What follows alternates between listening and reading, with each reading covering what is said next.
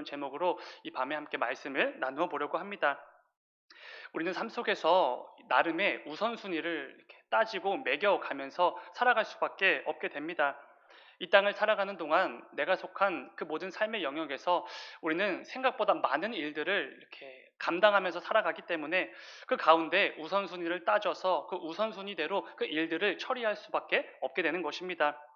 특별히 요즘 이 대학생에 해당하는 우리 청년들은 많은 과제와 중간고사를 준비하고 있을 텐데, 근데 이 과제가 항상 하나만 있으면 좋을 텐데 이상하게도 늘 이 과제는 여러 개입니다. 하나의 과제에만 좀 집중을 해서 좀 온전한 모습으로 잘 준비하면 좋을 것 같은데 애초에 그럴 수가 없는 것입니다. 항상 여러 개의 과제를 동시에 준비하고 그 가운데 중간고사도 준비하는 그런 기간들을 거쳐야만 됩니다. 그럴 때 우리는 이 우선순위를 매기는 게 참 중요하다는 것을 알게 됩니다. 왜냐하면 우선순위를 잘못 따지게 되면 굉장히 큰 낭패, 곤란함에 처해질 수 있게 되기 때문입니다. 예를 들면 이런 것입니다. 당장 내일까지 제출해야 될 과제가 있는데, 그리고 다음 주까지 제출해야 될 과제 총 2개가 있습니다.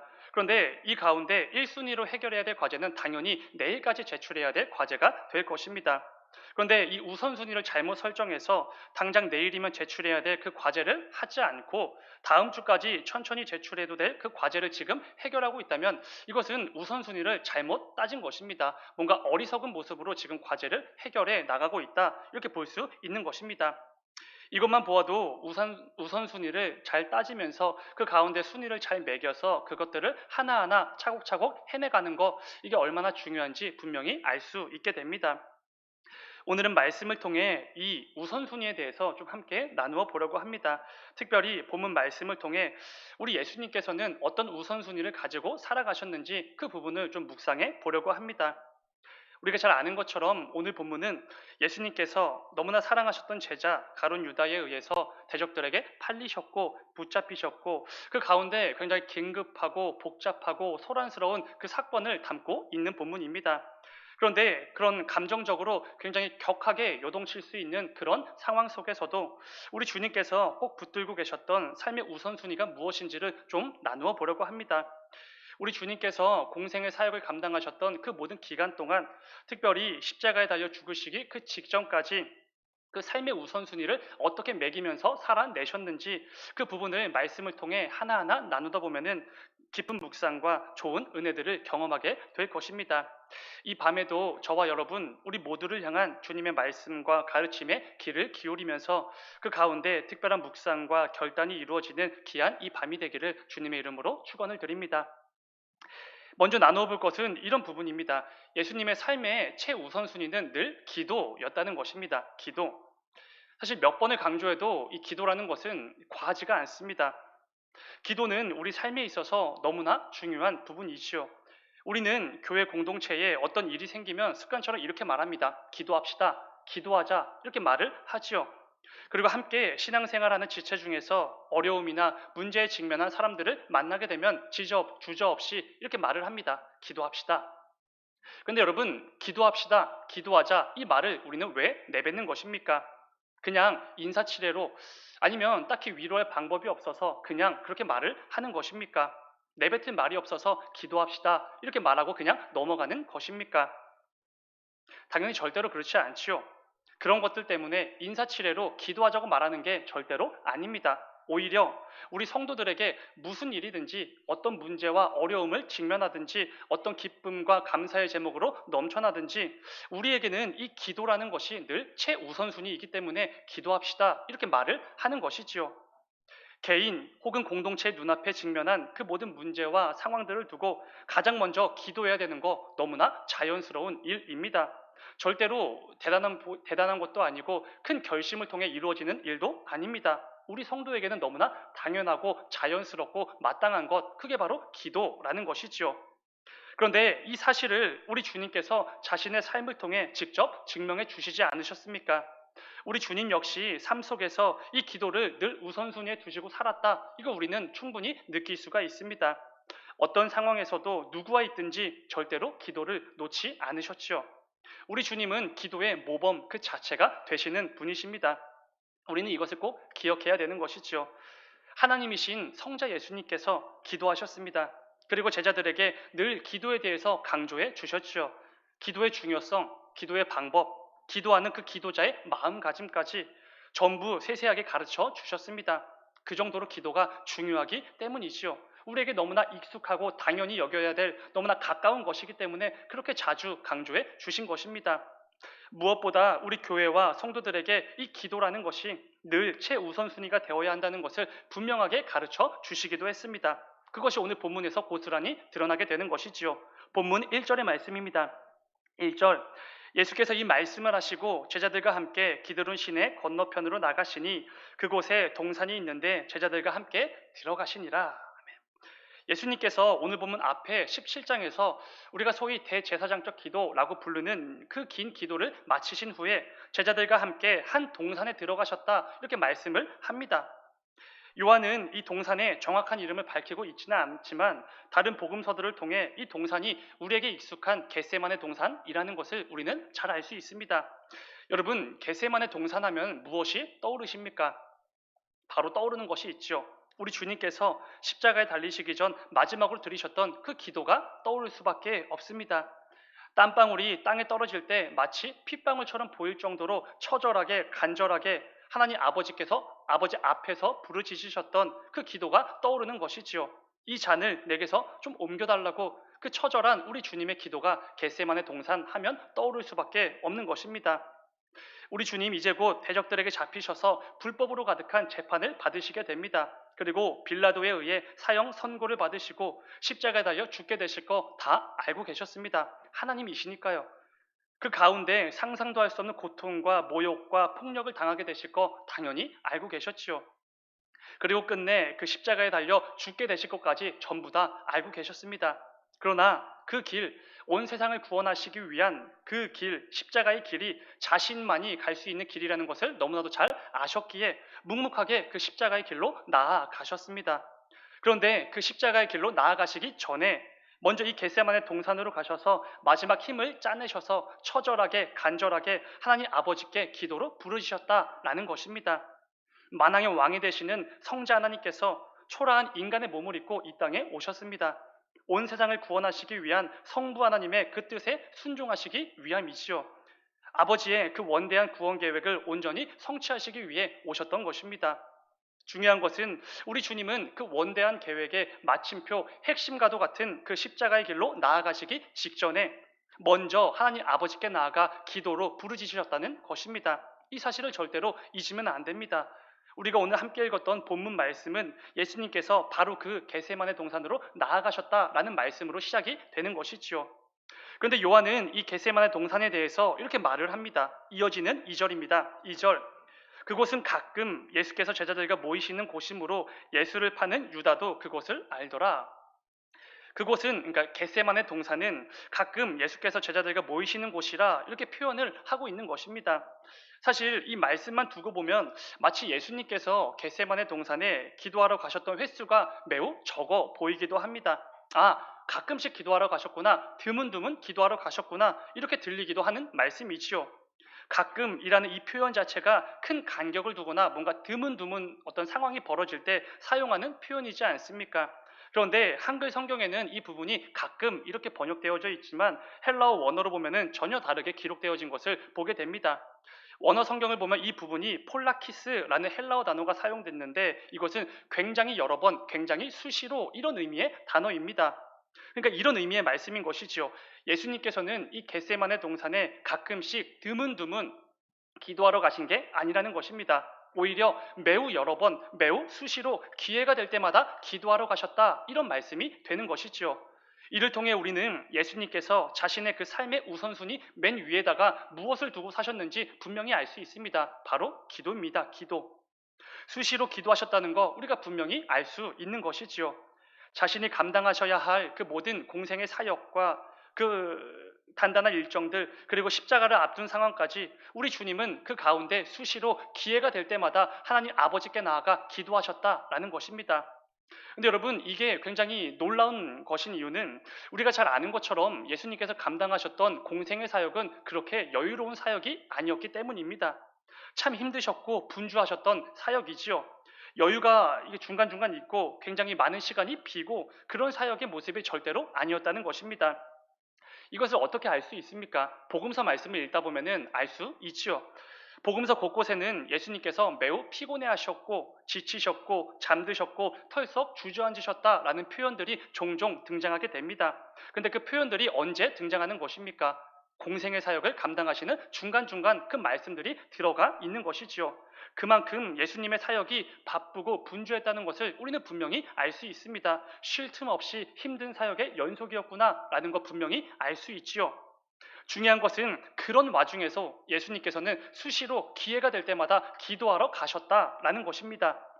눈앞의 상황이 바쁘고 분주하다고 해서 기도를 뒤로 미루신 적이 절대로 없으시다는 것이지요. 육신이 피로하고 너무 힘들어서 기도의 자리로 나아가는 거 멈춘 적이 없으십니다. 예수님에게 기도는 바로 그런 것이었지요. 늘 최우선순위에 있었던 것입니다. 기도는 예수님의 우선순위 가운데 늘 최상단의 위치에 있었기에 이런 말씀들이 우리에게 주어지게 되는 것입니다. 그리고 주님께서는 자신이 가지고 있었던 이 기도에 대한 자세와 모습을 우리 모두에게 분명히 보여주셨고 가르쳐 주셨고 지금 말씀을 통해 우리에게도 선포해주고 계시는 것입니다. 사랑하는 여러분, 지금 여러분들의 삶에 그 우선순위를 하나하나 매겨보면 기도는 어디쯤에 있으십니까? 오늘 말씀에서 우리 주님처럼 기도가 맨 위에 위치해 계십니까? 아니면 저기 저 아래 어딘지도 모를 그 어딘가에 위치해 있습니까? 반드시 점검해 보셔야 됩니다. 오늘 말씀을 통해 예수님께서 우리에게 주시는 메시지 너무나 명확하지 않습니까? 내 삶의 우선순위를 매길 때 기도가 절대로 뒤로 밀리면 안 된다. 절대로 저기 어딘가에 위치해선 안 된다. 분명히 말씀해 주십니다.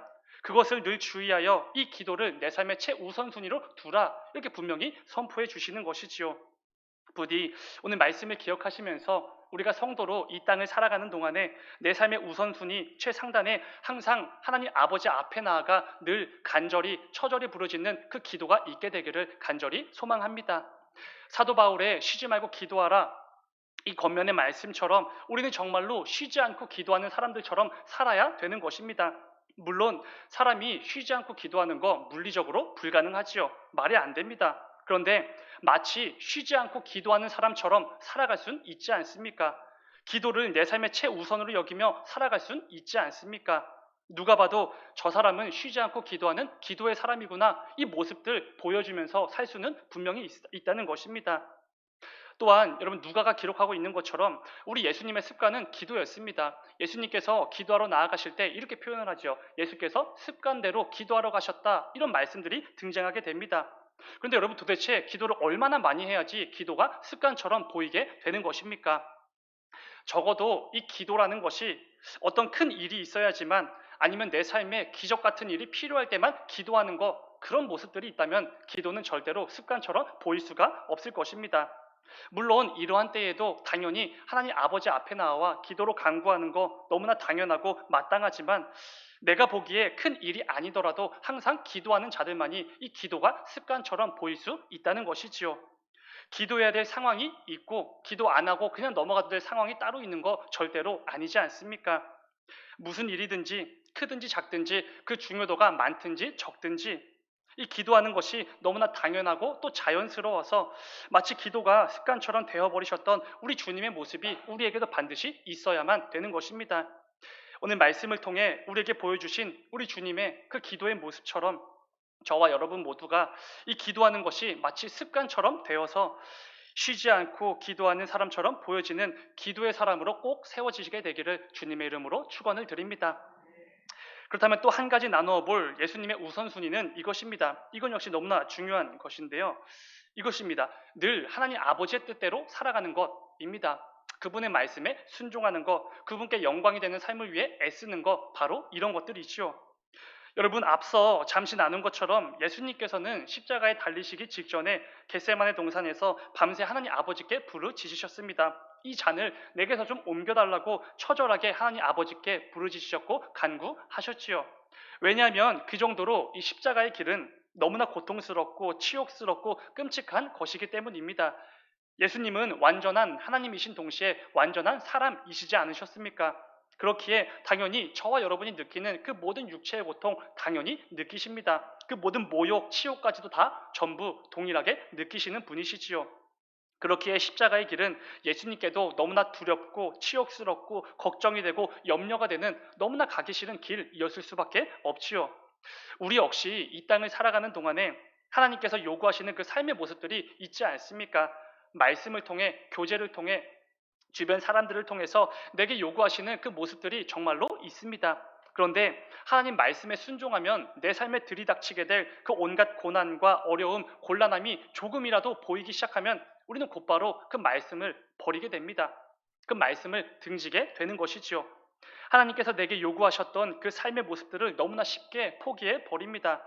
성도로서 살아갈 때에 성도다운 말과 행동과 판단과 그 모든 선택들 너무나 쉽게 내려놓게 됩니다.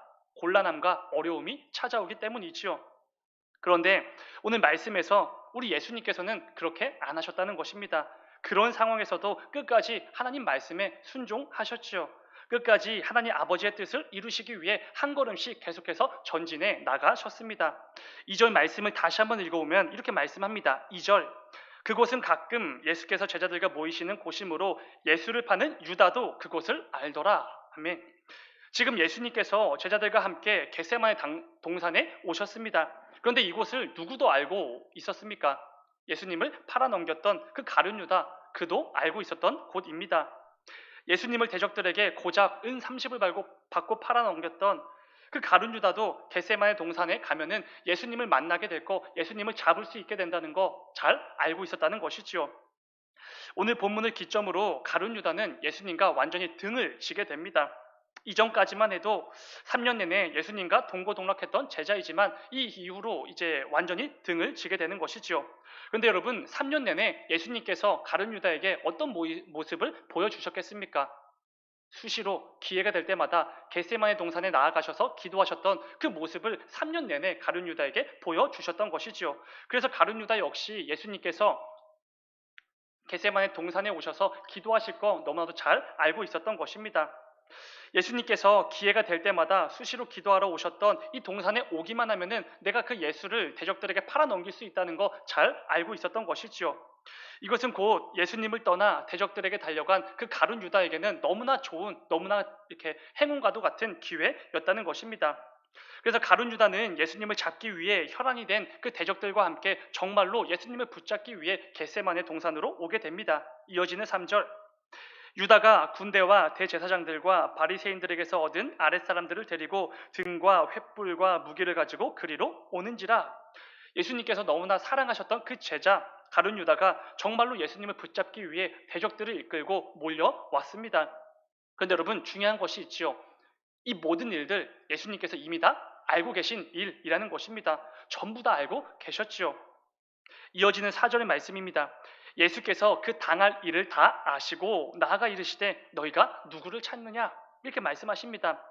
예수님께서는 지금까지 일어난 일들, 그리고 지금 일어나고 있는 일들, 앞으로 일어나게 될 그 모든 일들까지 전부 다 정확하게 알고 계셨습니다. 하나님이시니까요. 예수님께서 겟세마네 동산에 제자들과 함께 오신 거, 가룟 유다가 이곳에 오지 않을 것이라는 거, 가룟 유다가 겟세마네를 모르기 때문에 이곳으로 오신 게 절대로 아니라는 것이지요. 가룟 유다도 이미 잘 알고 있고 가룟 유다가 대적들을 이끌고 자기를 잡으러 올 것임을 다 알면서도 겟세마네 동산으로 들어가셨던 것입니다. 수많은 대적들을 대면하여서 그들에게 붙잡히실 거 다 아시면서도 그 겟세마네 동산으로 들어가셨던 것이지요. 예수님은 피하지 않으셨습니다. 겟세마네가 아니라 다른 곳으로 충분히 가실 수 있으셨지만 안 가셨지요.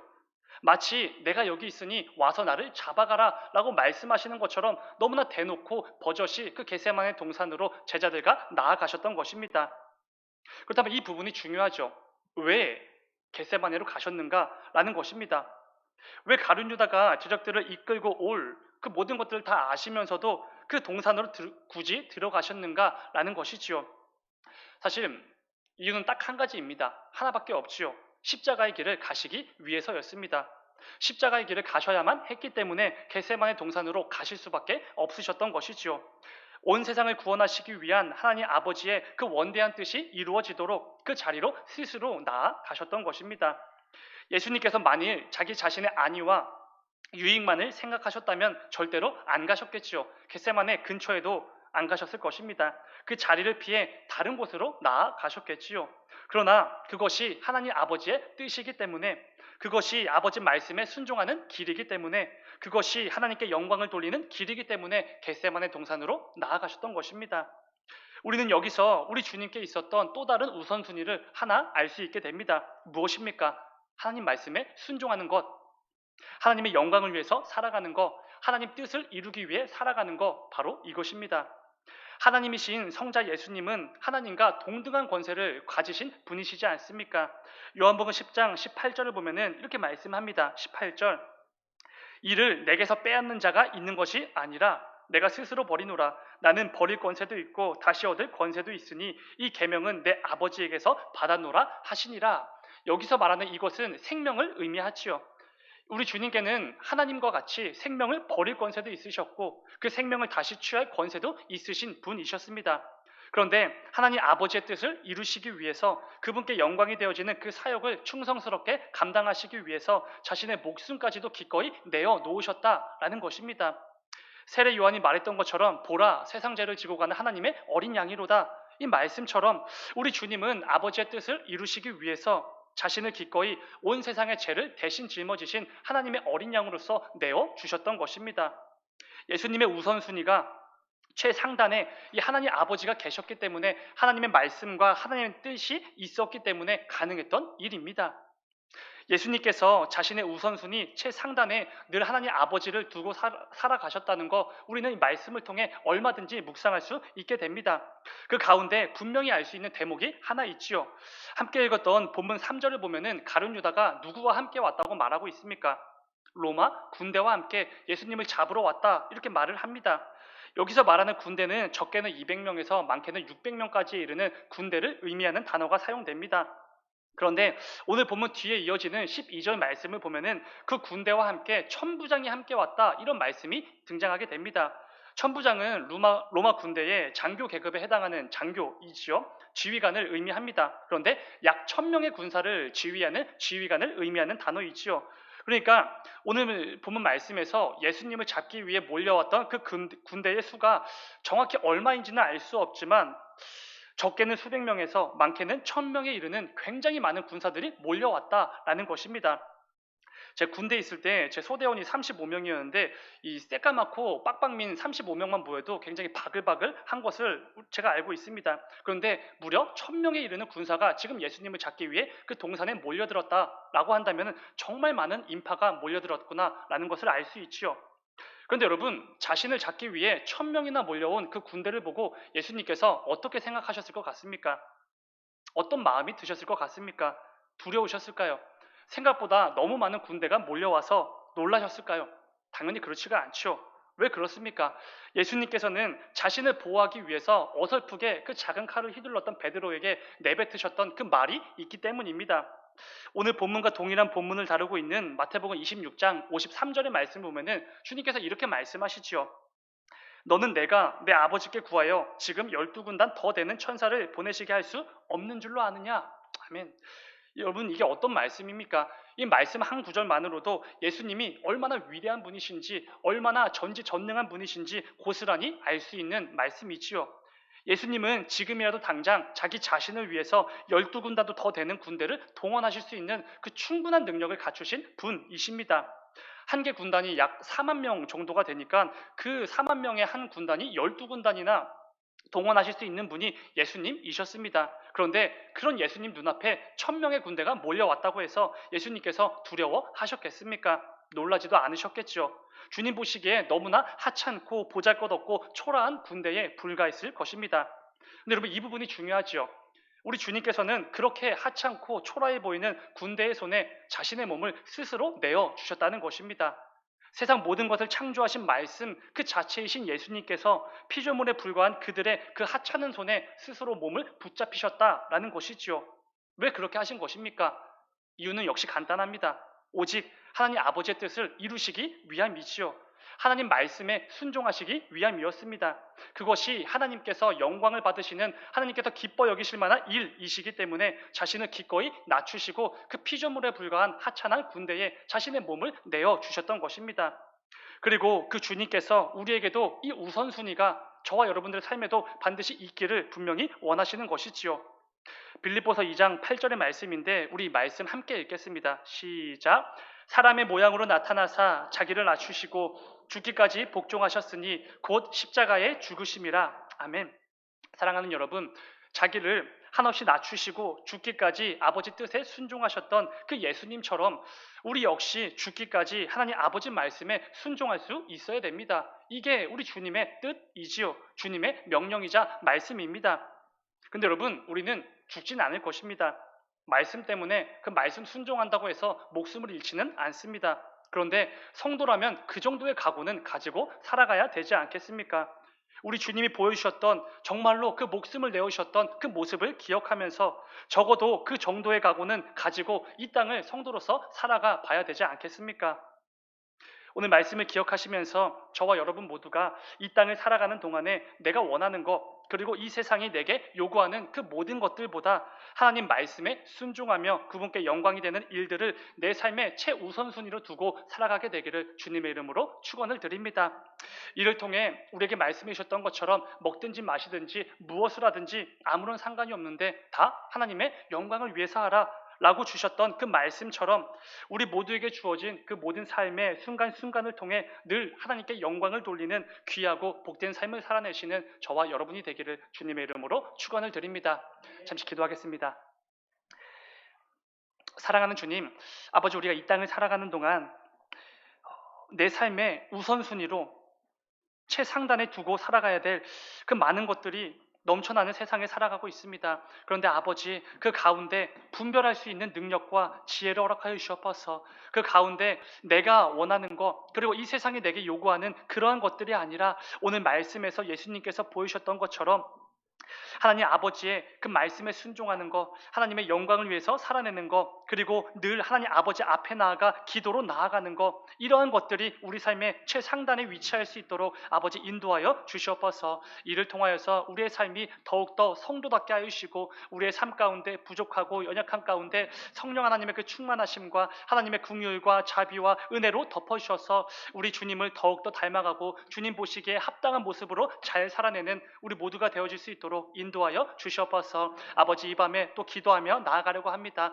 찬양하고 기도를 부르짖으며 나아갈 때 그 가운데 주님 속히 응답하여 주시고 우리의 그 모든 내뱉는 말들 가운데 주님 속히 응답하여 주셔서 그 가운데 여전히 역사하시고 나와 동행하시는 하나님의 그 놀라운 그 역사를 맛보는 이 밤이 되어질 수 있도록 인도하여 주시옵소서. 주님 감사합니다. 거룩하신 예수님의 이름으로 기도드렸습니다. 아멘.